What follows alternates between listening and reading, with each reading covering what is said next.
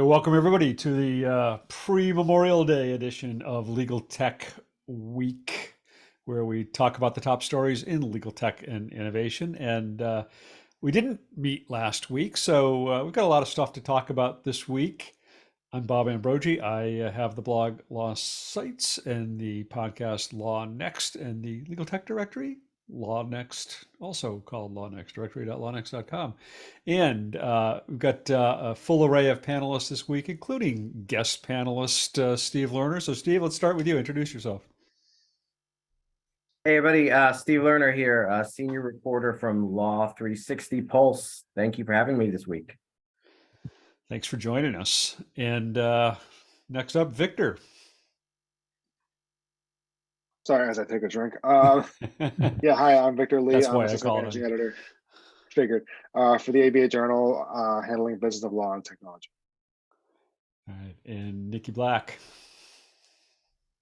Hi, all. I'm the head of SME and external education at My Case and LawPay.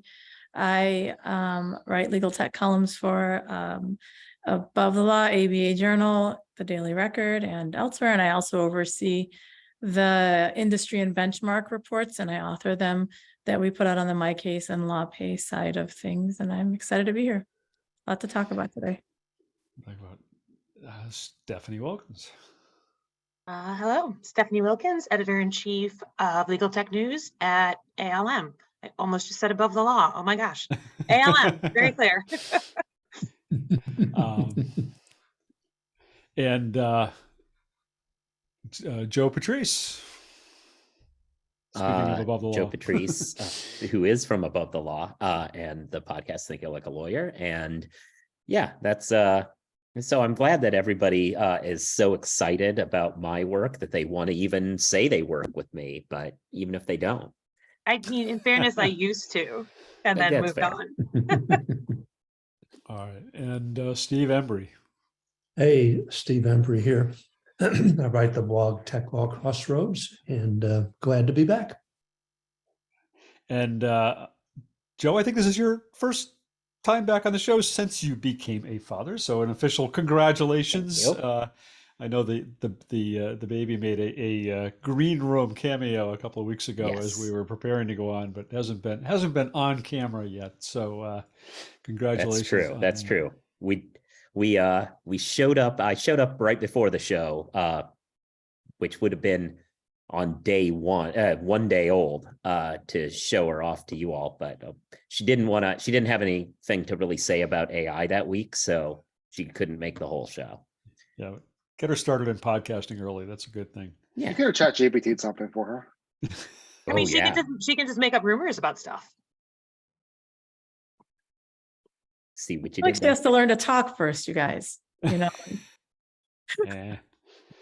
All right. Well, last week we were going to talk about the Clock Global Institute, but we didn't get together last week because everybody was off in different directions. We weren't able to do this. So I thought let's pick up there with all of us who attended Clock, which would be only Stephanie, I think.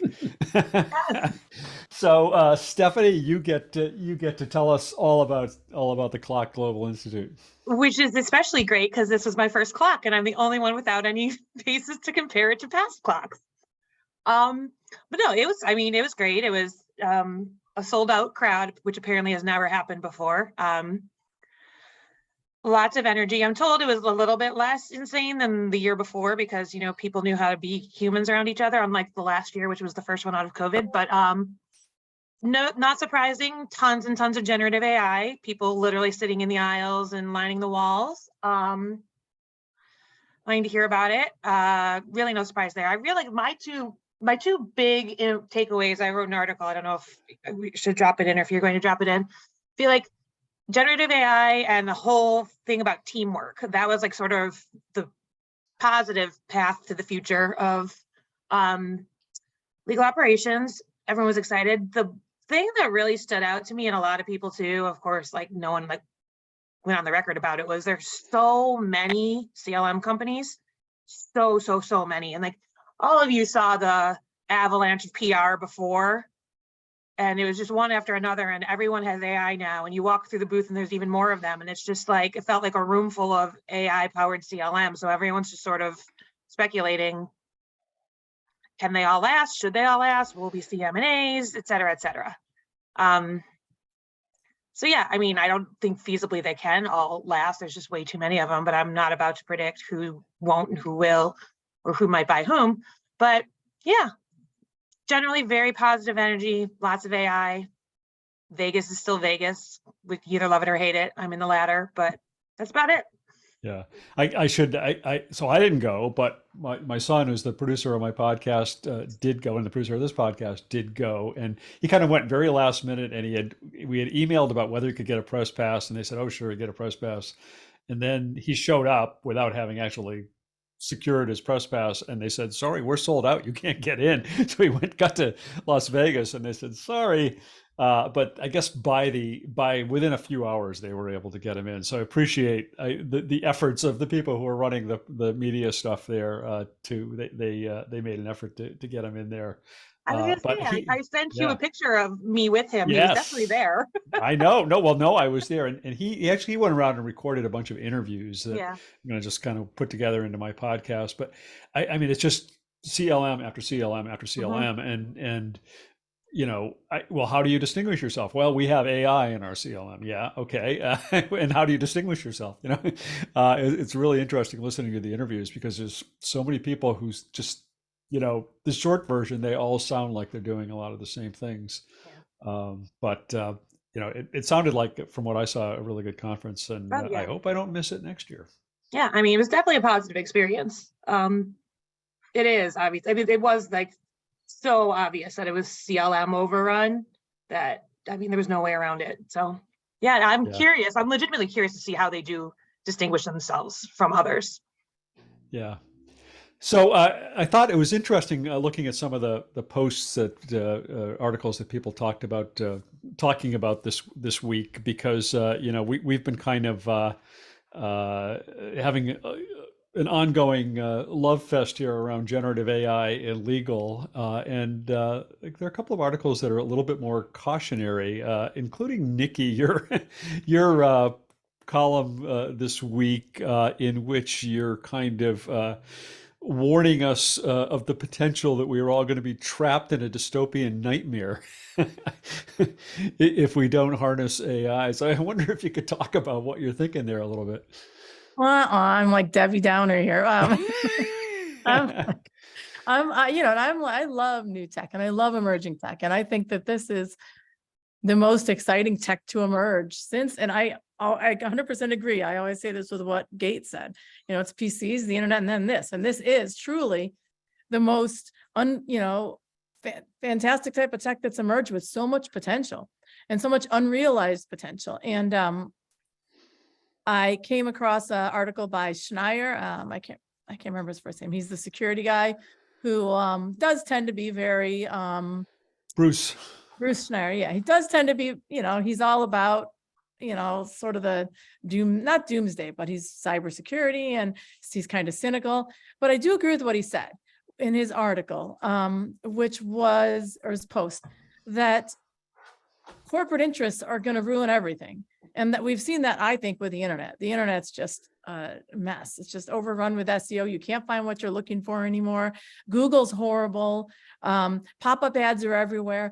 And I feel like we're entering the realm of, in a couple different dystopian, some of them are like the Black Mirror. Others are like, I can't remember, Dream. Oh, I forgot what it's called. But there's a bunch of different science fiction movies and novels where essentially people walk around, they're just, no matter where they go, and they always see advertising, and it's all tailored just to them, and you can't escape it, whether it's like implants in your head, or glasses that you've got on, or virtual reality. Like, you can't escape this tailored advertising. And I feel like we're already sort of in that hell right now. And what he talks about is that with large corporations trying to figure out how to monetize this quickly, they're going to do that, and they're going to ruin it. And I think you already see that with all of the news about big tech suddenly deciding we need to regulate AI. Really? They want to regulate AI. They're, whatever their interests are, they're incredibly selfish and not to the benefit of everybody else. You know, they're trying to make money off of this, and they want the exact opposite of the regulations everyone else wants, which is to prevent AI from killing us. They want to just make a lot of money off of it. So, and then one thing that I saw that I'll kind of close with is Michael Simon is someone who often comments on my welcoming robot lawyer tweets, and also we commented on my LinkedIn post that preceded my writing this article. And he talked about a quote from Ted Chiang's article in the New Yorker from 2021, which says, "I tend to think that most fears about AI are best understood as fears about capitalism." And I think that really summed it up really well. I feel like we're in this brief honeymoon period, and it's going to go to a hell in a handbasket a lot quicker than we think, and we better just enjoy it while we can. We're either going to die or just be caught in this corporate advertising hellscape. So, the end. No comment on that. Anybody have? No comment, really? I stunned And everyone. there I you don't have know. I it. mean, you're usually like team AI with me, Nikki. I don't know Sure. what to do. We're It is done. funny though. This is not a very insightful comment, but did you hear that there's going to be a new Black Mirror season next year? And I'm like, what can they do that we're not currently doing? Right? Yeah. Yeah, no, I mean, I hear what you're saying, and I read your column, and I just kept thinking back to like the early days of the internet, when the internet was like information just wants to be free, and this is a sort of like non-bureaucratic place where we're all going to find equality, and as soon as along came CompuServe and AOL, and then Google and Facebook and everybody else to destroy the internet for all of us. And I mean, I like the guy the article by Bruce that you talk about. I mean, he talks about the fact that, Google started out as this really cool alternative way of searching the internet, and now it's like ruined search. Google is all but useless now for searching anything on the internet. So, I mean, it's a very real fear, and the analogy that this is really just the problem with capitalism, not generative AI or anything else, is really true. No, and I do think it's legitimate, because like as much as I we still talk use about, Alta Vista. yeah, I mean, we talk about all the tools putting in the guardrails to protect which is good. You need them in the legal tech tools, but nobody's doing that for the consumer stuff like us. So Right. we're screwed. Right. Yeah. It reminds me of Gordon Gekko in Wall Street. Greed is good. Well, Yes, I know. I just dated myself. Yes, I know. It's all right. I feel like we're all dating ourselves. Don't worry about it. It makes me think I'm just about to date myself. When you were just talking about that, Bob, George Carlin, you know how he has that license plate skit where he talks about how, like live free or die is Maine, and then like Idaho is the potato state. I feel like we're in the live free or die stage of AI.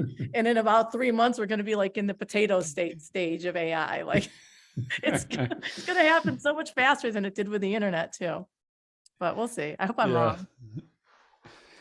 Well, so a further, I guess, cautionary note on AI, Steve, was your column, which I'm judging by the headline in the lead paragraph because I don't have a subscription to Law 360. But I mean, it seems that you're putting forth the idea that a lot of what everybody's talking about as AI maybe really isn't even AI. Yeah, I mean, I'm not saying anything most people don't already know. If you read the fine print, technically, some of these tools just aren't artificial intelligence, including the tools that are being sold to law firms as we speak. A lot of those tools fall under machine learning, which is similar, but it's a subset of AI, and it's not exactly the same thing as AI, but it's being marketed as AI. And then you also have tools that have an API with an AI tool, and they're calling the whole tool, the whole tool is AI. The whole tool is not AI. It's just using some third-party artificial intelligence tools. Not quite the same thing. And so what we're seeing is a lot of AI washing, especially the tools that are being marketed to law firms. Lawyers and law firms may not be aware of such. I spoke to one consultant who said that at large law firms that he's worked with, you have senior people who can't tell the difference between artificial intelligence and machine learning and deep learning, and yet they're the ones making these purchasing decisions. And so that's kind of what my column was about. It's just pointing out the fact that a lot of these AI tools are not quite what they seem. And so law firms need to get educated on the fact that what AI really is meant to be, so that way they can not only make better purchasing decisions, but keep these vendors honest. Yeah. Yeah. I feel like it's absolutely true. And that's a huge, it's just an exacerbation of what we saw, 5 years ago when, before generative AI, with just AI, anything that was vaguely automation-y, people would be like, we have AI. And we're like, but do you? And now that generative AI is even hotter than AI was, everyone wants to call it AI, if not generative AI. And it's just only going to get worse. So I think, that's absolutely true. People need to, and people don't understand it enough to know that that's not true. So I think it's actually a really big education point. Yeah, it's almost like it's a branding. It's almost like it's a branding thing now. Like, oh, we have AI. We have AI. It's like, well, because if you don't, then it looks like you're behind the eight ball, or you're behind the curve, or whatever. I mean, I don't know who was saying was saying this like a few months ago, but it's almost like when all the e-discovery companies were like, oh, we have predictive coding, or we have this, we have that. Because like if you didn't have it, then you were seen as sort of being back in the Stone Age or behind the times or that kind of stuff. So it's almost like you have to put AI in there now, because otherwise people are gonna be like, well, why aren't you using AI? Why aren't you doing this? Why aren't you doing that? And it's like, well, Yeah, to paraphrase Aaron Street at the Lawyerist, who said one time about innovation, there are firms that want to innovate and there are firms who want to say that they're innovative. It's the same thing here. There are a few firms that want to adopt AI, but most all firms want to say they've adopted AI, even if they don't know what the hell it is. I think go ahead.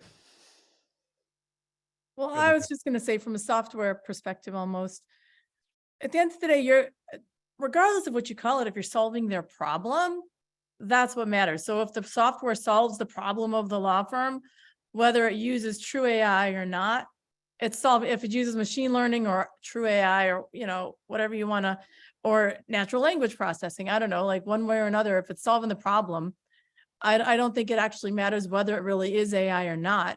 And but then the other thing is the firm trying to just buy it just for a PR thing, so that they can say they bought it? That's Exactly. a little bit different. You can layer on top of that the problem is, somebody once said, the problem is the problem. The problem is the law firm business model doesn't really lend itself to adopting AI to do a lot of the things that it might be able to do, except when you get into the management and billing and collections and all of that. So it's that's an even further compounding factor to make law firms just want to say, well, look, we've adopted AI, when they were like, what do we want to do that for? Yeah, I think Steve touched on this, but I think the biggest concern is kind of the lack of understanding around what is and what isn't, and what are the implications of that. I spoke earlier this week to a group of law librarians, and a couple of surprises that came out of that. One is that there were several people in the audience at this group who had never heard about AI hallucinations. I mean, these are people who are information professionals at law firms who had not heard about this, but then that wasn't the majority of them had, but what they were finding is that the lawyers in their firms hadn't. And so they're getting these like emails from lawyers saying, I need this case. I got it off of ChatGPT, and it's one of those solutions that doesn't exist, and they're having to explain to the lawyers in their firm, that ain't how you use this stuff. So there's just still an awful lot of a lack of understanding of this technology. And I agree to a point with what you were saying, Niki. Is like, I don't think everybody has to understand AI at all. Ultimately, there will be plenty of people in the firm that don't even need to know what technology is getting their answer. They just want to know that they're getting their answer. But the people who are actually making the buying decisions and implementing the technology to transform the workflows need to know what's hype and what's not. Otherwise, they're going to be throwing money away, or they're going to be disappointed. Because tons of users, especially like, say, the resistant, senior partner, it could be nothing. They just want to get the result. It doesn't need to be AI, it doesn't need to be whatever, but there does need to be a level of education, both in terms of what is AI and what the limits of what AI can do are. Like you said, like I've heard stories too, Bob, where people are like, but ChatGPT gave me this case and it was a hallucinated case, and they couldn't understand why. So, I mean, there's education on both ends of it, I think, that has to happen. Yeah, and that's definitely, as you know, that's always been the problem with law firms and technology and purchasing, is that the people that control the purchasing decisions, the partners who don't have business training for the most part, they just generally have big books of business, don't understand the technology, and whatever decision they make is not based on reality. And they don't take time to learn. It's been my experience. Yeah. So Nikki, what's the answer to Laura's question in the chat? I mean, who does, how do you put guardrails on this? Do you entrust some federal agency to do it, or what happens? I just responded to her. I think that is a great question. And I think no matter who's regulating it or why, or who's pushing for it to be regulated, they're all going to have their own agendas. And I mean, I think at the end of the day, like, isn't that the point of democracy? Like somehow democracy or the court system, isn't the idea that somehow because you have these countervailing interests that at the end of the day, you end up with some sort of a happy medium that's for the good of the people. And in my comment, I said for the good of, not to be dramatic, but humanity. But I kind of feel like we're talking about that broad of a scale. Like this could go horribly wrong and quickly. And I don't think that that's this idea of dystopia because of AI is that off base. I mean, it could happen. And so we definitely need regulation. I'm not saying there shouldn't be regulation. And I'm not saying that, that you're not going to have business interests pushing for certain things. I just, I feel, I'm so excited about the potential, but I'm not super excited about the reality, I think, of what's going to happen, but we'll see. Yeah. Well, continuing along the, I guess, generative AI thread for a moment, one of the, I don't know, possibly big stories or possibly not big stories of the week was Thomson Reuters announcing its kind of AI plans, AI strategy, or AI lack of plans and lack of strategy, depending on how you interpreted the press briefing. There was a press briefing earlier this week, and I don't know if I think we're all on that call. Maybe not. I'm not sure. I was not. I wasn't invited to that one. I don't know why. Invited? I get other PR pitches from them, but not that one. Because you wrote that column about how AI is evil. You're off the list. That base, I guess so. Chat GPT didn't include you when they asked who should be invited. But they're saying they're going to be investing a ton of money in incorporating generative AI across their products, and they gave some kind of static wireframe type previews of what this might look like as they incorporate this into Westlaw and practical law and other things. I mean, they'd also announced their partnership with Microsoft to be integrated with Microsoft 365 Copilot, which actually looks pretty cool. But I felt like the press briefing was somehow premature or maybe a little hastily thrown together. And in some ways, I had felt the same way a few weeks ago when LexisNexis had its press briefing to talk about its plans for generative AI and its new AI product. Jean O'Grady is not here this week, but she did. I'm going to quote her from an email thread we had about this, where she said, "It feels like everyone is just planting flags on the LLM mountain." And I really like that quote because that's what it kind of feels like. I don't know. What are your thoughts? Well, it kind of ties into what we were just talking about, right? Where people wanting to slap AI on it. And I don't think a Thomson Reuters or a Lexis is going to lie about having AI capabilities. That's why they've been very clear that this is coming. They're not claiming they have it now when they don't. But it is definitely becoming a trend that we're seeing with these big media briefings where it's like, here's what we will be doing at some point because everybody has to get an announcement out there.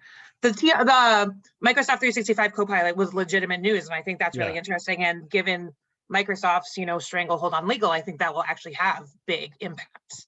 But I feel like it was another look at where AI might be someday at some time, which I'm sure they will get there, but they have to say it now. Otherwise, I feel like a month ago, we were all saying Lexis and TR have been weirdly silent about this. It's like everyone's been saying that and they know, Right. We weren't the only ones saying that. Yeah. I think they knew that. That's why they're saying these things. Yeah, I feel like I'll pushing back, putting aside the Clippy news, but the I will push back on the idea that this was similar to LexisNexis because the difference I felt was LexisNexis told us we've got this pilot program. A few people are in it. Not everyone can be in it, but it's coming and they'll let us know when it's ready. And I thought the TR takeaway I got was, hey, we've got some ideas and we plan to spend $100 million plus on it. So I felt like and whether this is true or not, just the ways in which they were communicated made it seem like LexisNexis was closer to the finish line. Whether that's true or not, that's just the messaging I thought was signaling that to me. Well, one of those companies. In the TR briefing, I at least asked Bob severe question that I asked. It's always my role to ask, what models are you using? And they had an answer. In the Lexis one, I didn't even ask it because I didn't even feel like I was going to get an answer. So I thought they did actually answer that in the Lexis one. Well, they had talked one about of the it two in a Lexis ones. They convoluted. said they're going to be using a mix of models. They're going to be That's what I got. Yeah, that was the first one. The second one was the one that was more confusing and we weren't sure. And then you even called me out for not asking the question, Bob. So then I made sure to ask it in the TR briefing. Yeah. But in fairness to LexisNexis, I agree with you, Joe, that their briefing, there did seem to be something more tangible there. And in fact, they were showing a kind of a working prototype, or what appeared to be a working prototype. Whereas, as I said, the the Thomson Reuters briefing was essentially wireframes of it wasn't even a working page. It was just static slides and pictures of what it might look like. Well, and one of But those I'll have to companies say, has invested, one of those Niki. companies has invested in AI and the other has not nearly as much. So I think that showed too.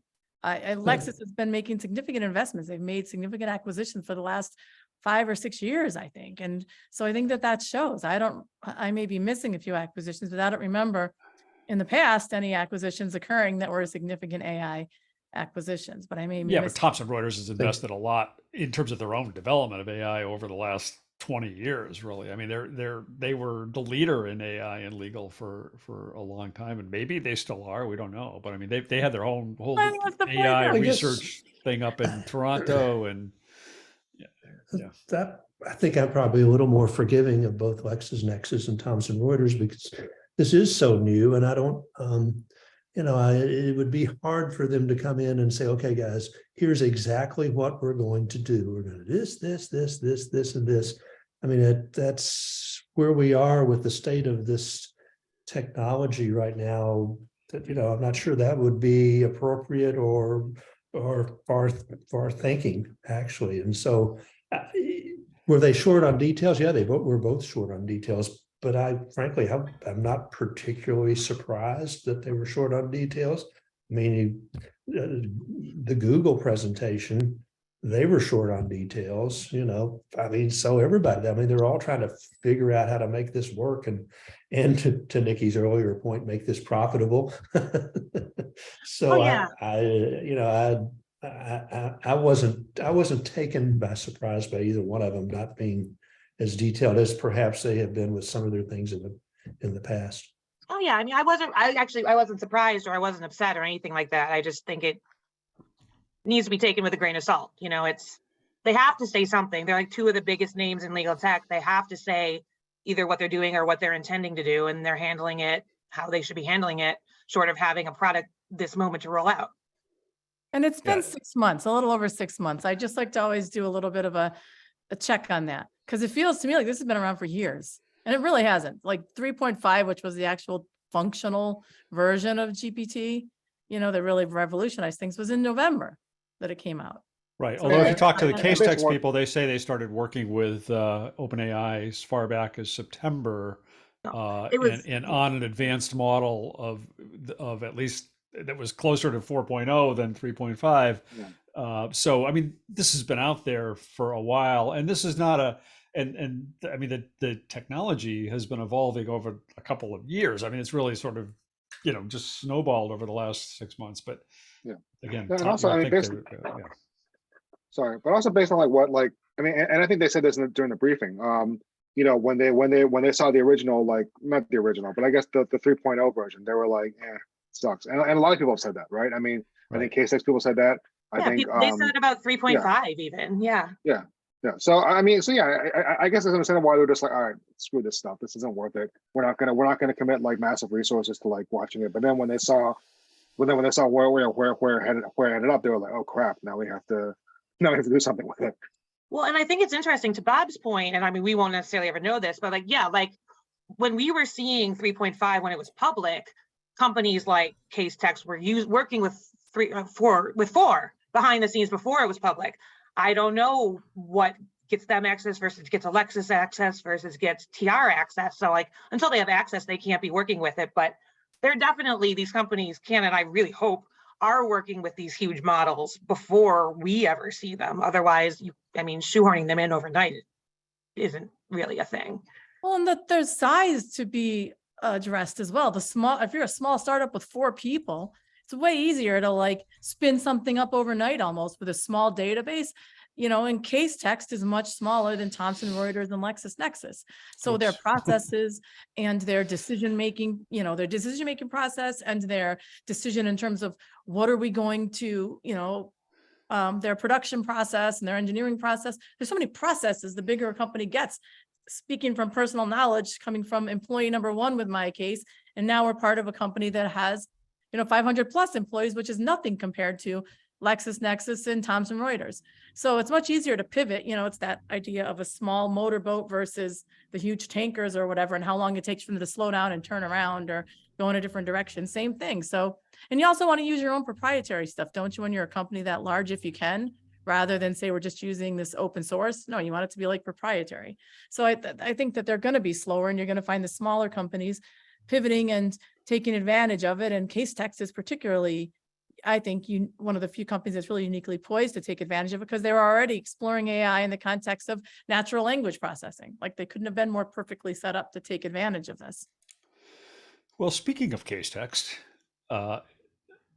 there is potentially there is at least a rumor floating around out there about them. Joe, you've got details on the hot and frothy story. I was going to say, please say hot and yes, frothy. I was just going to say hot and frothy. So earlier this morning, Business Insider put up a story claiming that sources close to the situation, that's all that they had, it was unnamed sources close to the situation, were saying that Casetext is engaged in merger talks, being acquired by someone. The amounts involved would be, the valuation involved would be in the hundreds of millions. So there's that. This kind of makes some sense. I mean, they went on, they have very savvy investors who are very good about building a company to the point where it can be purchased that way. They went on Morning Joe and showed off a real working version of AI for legal, which is a great thing to do for yourself. And, there's the possibility of being bought. I think we've already in this conversation been alluding to Thomson Reuters, and this article from Business Insider does too. It notes that one hypothetical buyer would be Thomson Reuters. This is the only hypothetical buyer that they identify in this article. And I'm savvy enough as a reader of news articles that if a unnamed source names only one option, that's probably a sign that that's what they are talking about. So I think it's safe to assume at this point that at least what these unnamed sources believe is that Thomson Reuters is in talks to acquire Casetext, which would then make a lot of other dominoes make sense, right? The Thomson Reuters seems a little bit behind, which I think is also a product of over the last couple of years. I feel as though as a company, they've been in cost cutting mode rather than growth mode. So they say they're going to spend over $100 million. That would fit with this valuation conversation, and they'd be able to lock, stock, and barrel bring in something that is already somewhat proven. So if they aren't the ones talking to them, they probably should get on the phone. So I don't know. I did actually email Jake this morning saying, I know you won't comment, but do you have any comment? And he said, yeah, I did too. We never comment on rumors or speculation about I think we all did. Yeah. partnerships. Yeah. Which is not a denial. Yeah. Which is not a denial. This is not a denial. A non-denial denial. But I mean, what incentive must be would they true. have? What incentive would they have to even comment on these rumors at this point? I mean, the Business Insider article was so bizarre and so hot and frothy. Like for people who didn't read it, they actually use those words. We're not just calling it that.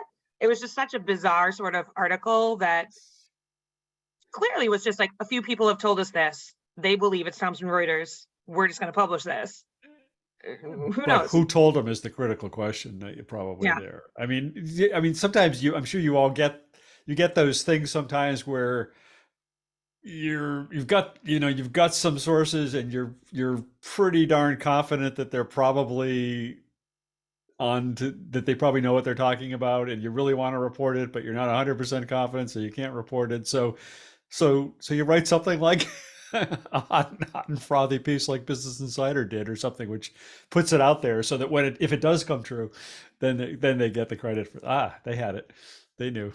Well, it definitely seems suspicious. People don't, I think it's struck me as strategic. I'm not sure strategic on whose behalf, but I don't think that kind of thing just gets tossed around without thought ahead of time. So. Yeah.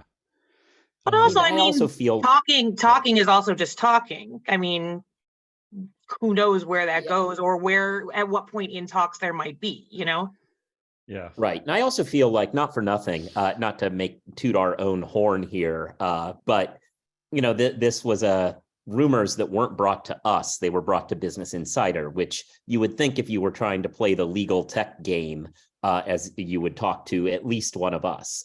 Given that it went to Business Insider, entity that has more relationship with the broader Silicon Valley world, one wonders if the issue is, TR's in talks and has this going on, and hey, people who are more generally into tech and maybe not legal tech, but want to be in legal tech, the bar has now been set. This is on the market. You should start, like that sort of thing. Because if it were just an inside legal tech baseball thing, this is the room they would be talking to, one would think. Well, and that goes in line with what we were saying about how, Casetext, because I mean, they legitimately were first out of the gate with the GPT-4 product. They went on the Morning Joe, which you never saw legal tech on Morning Joe. So if there was a single legal tech company that non-legal tech might have heard of, it's probably, I mean, other than a Thomson Reuters or Alexis, and they're one of the other parties in this story, Yep. Yeah. And Harvey's been getting a lot of sort of non-legal press True. as well. And in all of our conversation just now about LexisNexis and Thomson Reuters, it stupidly never occurred to me, Stephen Lerner, that Law 360 is owned by LexisNexis. So you may not have had any comment on any of this, but what are your thoughts on Casetext, on potential acquisitions there? Any insights there? I mean, it's interesting. What was the price tag? 100? We're talking about 100 million, right? That's what we're talking about here. Did it say? I think 100 million is the number that TR said they intend to invest in AI. Wasn't the number? That's their number. The article said the valuation would be in the hundreds of millions, so whatever that means. Less than 2 months ago, Thomson Reuters, as you know, they sold Elite for about $400 million. So they have the cash to do something like this. So maybe that's just the plan all along. Sell that off and to try to buy this. Yeah. I mean, Joe and I were talking about how, I mean, tech-wise, it would make sense for them because we feel like they do feel like, or maybe are behind the ball. I mean, they're trying to play catch-up on AI. Now, I've talked to other people that do not agree on that, but Joe and I think from TR's perspective, that would make sense. Sorry, Joe, just bringing you in with me. Yeah, go ahead. Why not? Yeah. I mean, I'm so fascinated by the Casetext story because I mean, I covered them, I think, since the start. And I mean, they started out as a whole different thing. I don't know if anybody remembers that. They started out as a sort of attempt to sort of crowdsource, create a crowdsourced legal research platform. And that kind of, that didn't really work out too well. And then they pivoted a little bit here and pivoted a little bit there, and I made a couple of turns in the early days. But then really started to find a course where they just kept coming up with these really innovative ideas. And I mean, I've written about this the fact that it sort of changed the whole dynamic in some ways, at least in the legal research world, where for years it was always LexisNexis and Thomson Reuters leading innovation in legal research, and then suddenly it was this little startup leading innovation, and then they would do something, and then Thomson Reuters and LexisNexis would both follow it, and Bloomberg Law would both follow what they had developed, starting with Kara on forward. So I mean, they deserve to sell out big and buy an island in Tahiti or something and retire. Yeah, that acquisition party is going to be epic. Yeah, yeah. I hope they invite us. Maybe they'll do it at AA, double L. I mean, that's coming up soon is AA, double L, and of course that's where lots of announcements get made. Just like Clock a couple of weeks ago in the corporate legal space, in the world of legal information and legal research, AA, double L is the place where announcements get made. Just finally got my press pass, so I'm looking forward to it, and that'll be a fun conference. So we've got some non believe it or not, we have some non-generative AI stories we can talk about here. One is Victor, you've got a story about a law school doing something a little bit innovative, I guess. You want to talk about that?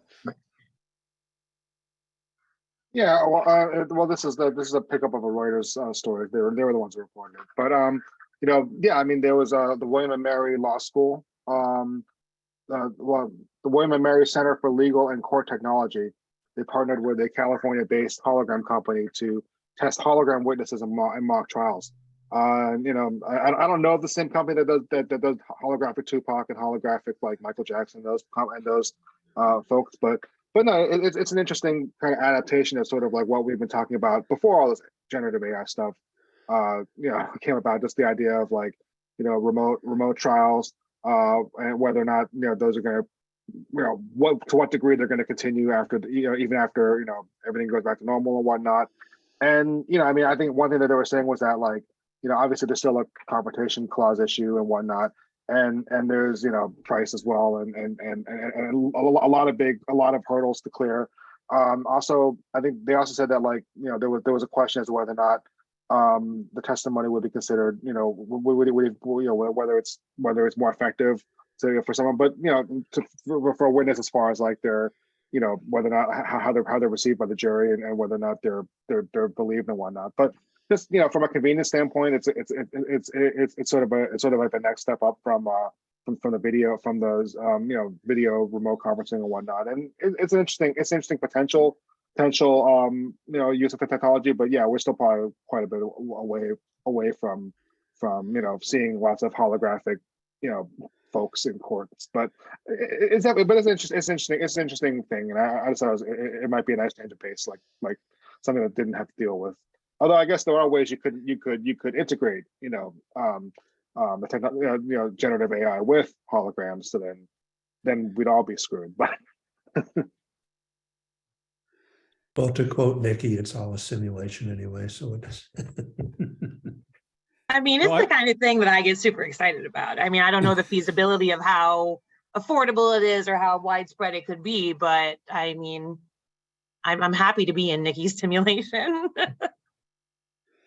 Is this something where the witness is live somewhere else testifying, and you're seeing the projection in the courtroom? The witness isn't in the courtroom, but it's not like a recorded thing or a simulated thing, right? It's the actual witness, but being holographically they would have to respond to.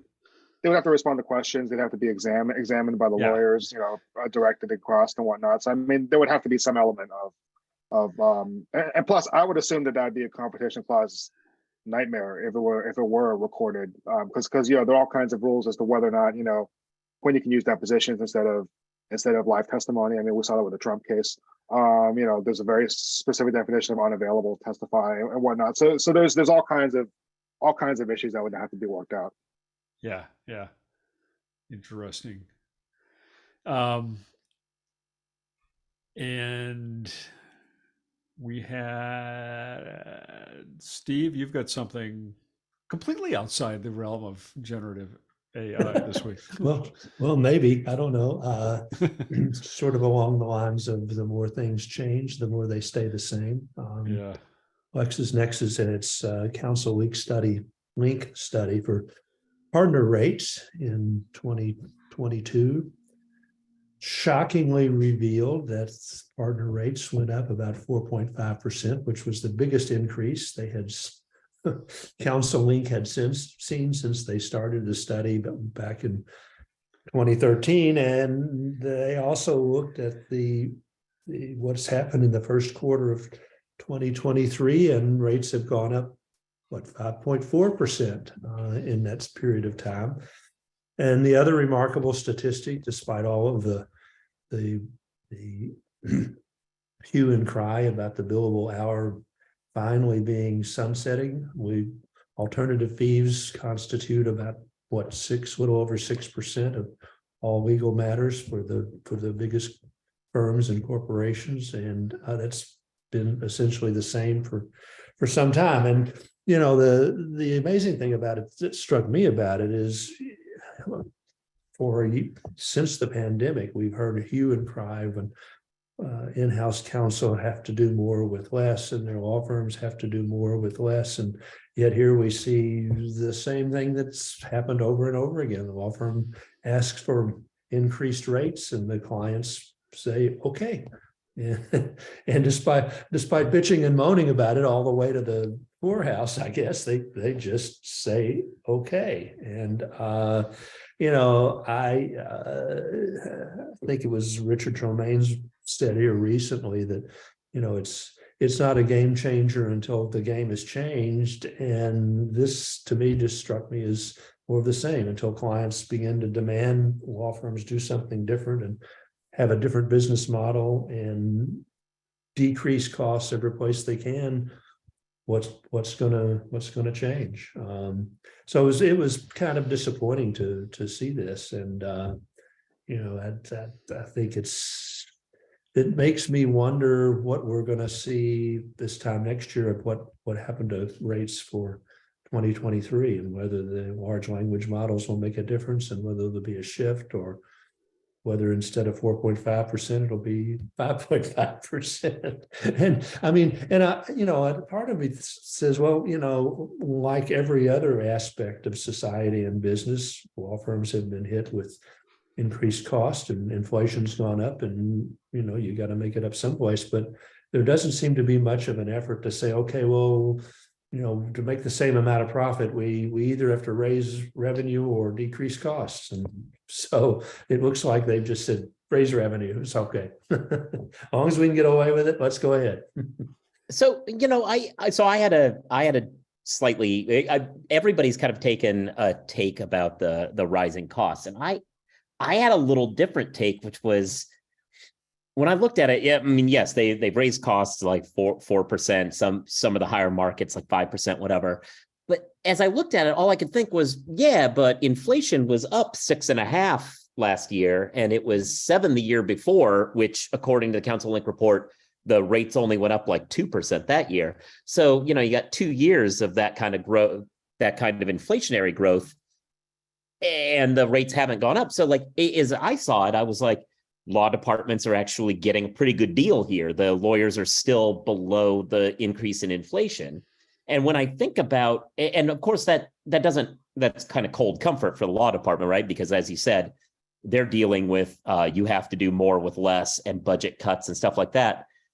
But I also looked, and over the course of last year, the Fortune 500 profits are up like 114%. And all I could think is maybe the problem not the lawyers, but somebody within the company needs to do a better job of telling the business side, look, you're making 114% more money. We need at least inflation so that we can hire our lawyers.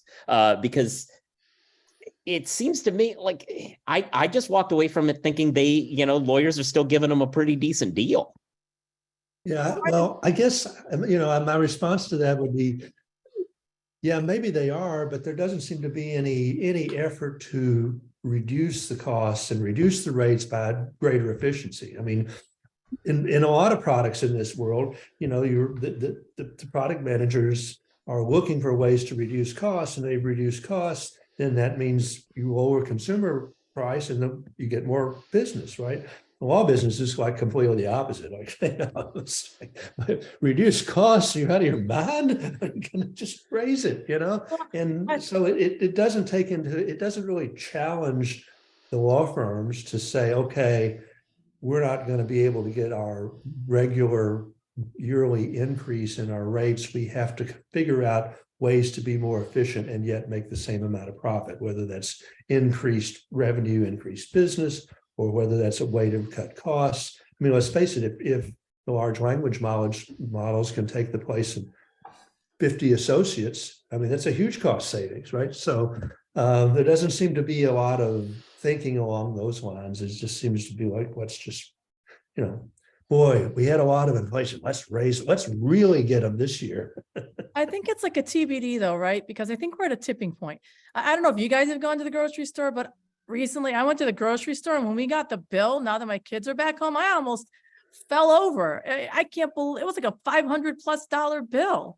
And it was not even obscene amounts of groceries. I couldn't believe it. Like, inflation is it's off the walls. Like, it's out of control. And I think we're at this tipping point, both like just sort of, something's got to give, both in the legal space, the inflation's off the wall, and corporations are making so much money. Now you've got this like technological force that's coming through that's going to change the playing field somehow. I don't know what it's going to look like, but I feel like we're like, when you go back to the simulation, like someone's stressing the simulation so hard just to see like what is going to happen if everything goes just off the wall. Like, is civilization going to collapse?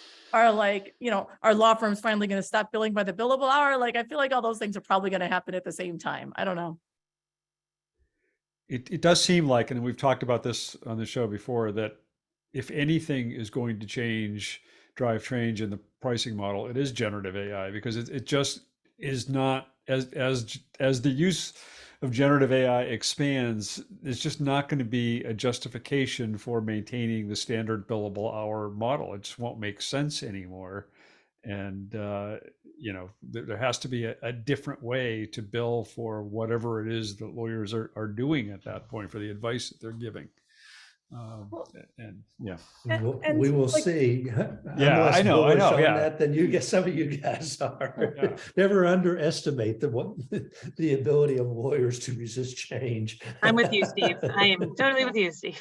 But with generative AI, I don't know about you guys, but I have ChatGPT Plus, and anytime I, in my professional or personal life, think, ugh, I don't want to deal with that, I think, can ChatGPT do it for me? So even today, I saved about 2 hours because I needed to go through and I wanted to create a spreadsheet of all the legal AI products on the market that I could locate. And so I basically had ChatGPT and a plugin scrape Bob's site, scrape a few other sites, pull all this data for me, create a chart. Like, it created a chart for me, and then I just input it into a spreadsheet, and I just had to fill some additional information around. You know how long it would have taken me to go through each of Bob's posts and then go to law.com and look at all of your stuff to the extent I could see it behind the paywall and Law 360. Like, that's why I went to Bob, because it was all easily available. But legal tech news is not paywalled. That is my biggest thing. Legal tech news is not paywalled. You can get like 2 a month though, right? Something. No, legal tech news is entirely free. It's an email registration is entirely free. Other parts of ALM you get like the 2 free ones. Everything on legal tech news. This is like my biggest battle every single day. It is free. The point. I'll scrape yours for like all the things too then. No problem. But it wasn't scraping. Don't believe Stephanie. Just keep reading my site. Don't believe she's lying to you about that. The point I was getting ready to make about 2 hours. If that, the point I was getting ready to make about what Niki said. She said, "Can you imagine how long it would take me?" And I would change the question and say, "Can you imagine how many billable hours you could have charged for doing it all yourself?" I mean, that's if you're the client, thousands of dollars. Paid your grocery bill. But if you're the client and you're starting to use this, this is what Carolyn pointed out in her blog post, Carolyn Oliphant. The clients are going to start using this and realizing how much time it's saving them, and understanding that especially sophisticated business clients versus consumer clients, that how much time they could be saving and how they're billing them for stuff that needn't be billed for. I think that's truly where it's gonna make things change. But Josh Lerner made a good point in the chat where he said price gouging and inflation are not the same thing. And like, one thing that I think, based on, I'm not an economist, I don't understand this stuff, but I mean, based on the reports, it does look like the inflation, just like from like the monetary standpoint or whatever, however they calculate it, has come down a little bit since it's hype. But the problem is that now companies think, okay, well, we got you to pay, you know, $6 for a carton of milk, so let's just keep doing that. Well, we got you to pay, you know, this much money for this, and so let's gonna keep doing that. So it's the same thing with the law. It's just like, well, we've always gotten you to pay, you know, $500 an hour for this, or, you know, we've always been able to charge, you know, $1,000 for this, and it's just going to keep going until, yeah, like something you know, comes, you know, until the clients, you know, just push back and be like, no, we can produce something almost the same of almost same quality with very little drop off and save, you know, 5 hours, 6 hours. So why are we going to pay you that money when we can just do it ourselves? And then, you know, eventually that'll start to, you know, force law firms to at least come out of their crouch a little bit. I don't know if it's going to get rid of the billable hour. Look, we've talked about this, you know, at length. The billable hours like a super zombie. You can't get rid of it. You can't, you know, it's not gonna, you know, it's every time someone thinks that they've killed it, it just comes back. So it's like Lazarus. It's like, you know, it just comes back. So, you know, time will tell if this is finally going to be the thing that kills it. But, you know, but hopefully it'll start the ball rolling to at least start that conversation in ways that like the alternative fee agreements and the other things didn't do. But I think the reason you can't kill that monster is because it has so many freaking tentacles out there that, like, even if alternative fee arrangement, what are you basing it on? You're basing it on some internal math that is based around a billable hour. And then also you're talking about associate compensation. Their bonuses are still tied to billable hours. How do you do that if suddenly they're on fixed fee cases and like they still have to be tracking their hours? Like, it goes so much deeper than just like the client retention that's why part of the reason that it's so hard to kill. And I volunteer as tribute to kill it if there's a way to kill it. But yeah. One of the big problems is, you know, there is a segment of the legal market that does not charge by the hour, and that's plaintiffs' contingency lawyers. But the difference is, you know, when you talk to lawyers about the billable hour and you say, I'm going to reduce your billable hours, you know, and so instead of charging 100 hours for this task, you can only charge 10. There's no way they can make that up, right? A plaintiff's lawyer can say, well, no, I can do a lot less work, but I can make all that profit up because I can hit big on the fee. And so that's a real sort of systemic problem that, you know, unless we can come up with a way to have some success fees built into the system for defending cases or doing work by the billable hours, you know, it's a little problematic. Well, But that I was know we're something almost firms out of time. experimented with back in, I don't know, the 90s or 2000s or something, with a sort of whole value-based billing idea or success-based billing. Even big firms were doing that for a while, but I don't know whatever happened to that, but apparently it didn't work out too well. All right, well, there were a few other stories we could have talked about this week. There are a couple of raises this week that a few of us covered. The Spell Book, another generative AI product used for contract drafting in Word, raised $10.9 million. Which is a rebrand from Rally Legal. Rebrand from Rally, and which interesting. They say they say that they were the first generative AI product to launch commercially, whether for lawyers to launch commercially. And then Steno is an interesting one. Yeah. Does the word first in PR actually mean anything? I know, you know. And they were backed by Thomson Reuters Ventures, right? And backed by Thomson Reuters Ventures, right? Good point. That going to be the new rallying cry? We were the first, since everyone's going to be claiming AI. Yeah, and the Legal Tech Fund. And then also the Steno raised $15 million Series B this week. They're an interesting company that's kind of a alternative litigation funding and also, remote deposition platform. And they're looking to really get into kind of the whole range of litigation support services and put them all in this sort of financing arrangement where pay when your case is over rather than during the course of your case, to try and make litigation support more affordable for lawyers. And that was a Clio involvement too there, right? Right. And right. That's right. They had Clio Ventures as an investor there. So interesting stuff. Well, I'm sure everybody's anxious to get a start on their Memorial Day weekend, and not to mention our time is up anyway. So Thanks to everybody. Steve Lerner, thanks for sitting in with us today. Thanks to all the other panelists. And we think this might have been a record attended show in terms of numbers of people attending it live. So thanks to all of you who are sitting in here today. And everybody have a great weekend. See you next week. Wow.